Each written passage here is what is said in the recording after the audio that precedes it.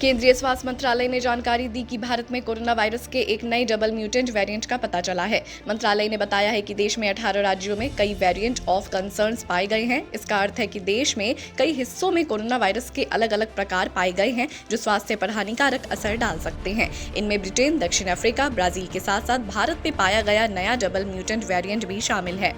Double mutant variant का कैसे पता चला?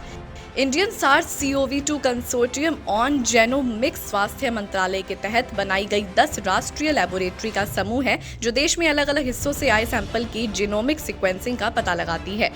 स्वास्थ्य मंत्रालय ने जानकारी दी है कि इनसेसोग ने विभिन्न राज्यों और केंद्र शासित प्रदेशों में 10,787 पॉजिटिव सैंपल इकट्ठा किए थे, जिसमें से 771 VOCS पाए गए। इसमें बताया गया है कि 771 में से 736 positive sample UK variant, 34 sample दक्षिण अफ्रीका वेरिएंट और 1 सैंपल ब्राजील वेरिएंट का था। लेकिन जिस नए वेरिएंट की खासी चर्चा शुरू हो गई है उसे डबल म्यूटेंट वेरिएंट बताया जा रहा है। हालांकि स्वास्थ्य मंत्रालय ने साफ कर दिया है कि इस डबल म्यूटेंट वेरिएंट के कारण देश में संक्रमण के मामलों में उछाल नहीं दिखता है। कहां पर मिला डबल म्यूटेंट वेरिएंट? स्वास्थ्य मंत्रालय ने बताया है कि पश्चिमी महाराष्ट्र से इकट्ठा किए गए सैंपल में से 15 से 20% सैंपल्स में डबल म्यूटेंट वेरिएंट पाए गए हैं।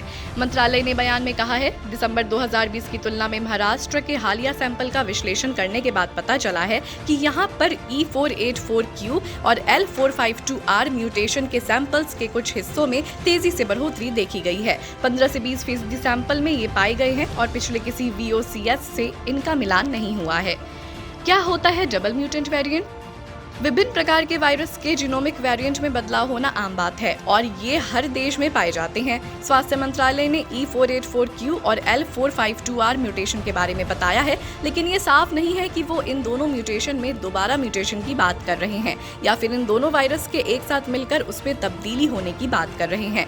हालांकि इन दोनों वेरिएंट के बारे में रिसर्च होनी बाकी है, क्योंकि इसका कितना असर होगा और कितना खतरनाक है ये कहा नहीं जा सकता। कोरोना वायरस और वैक्सीन से जुड़ी ऐसी तमाम खबरों को पाने के लिए बने रहें हमारे चैनल के साथ।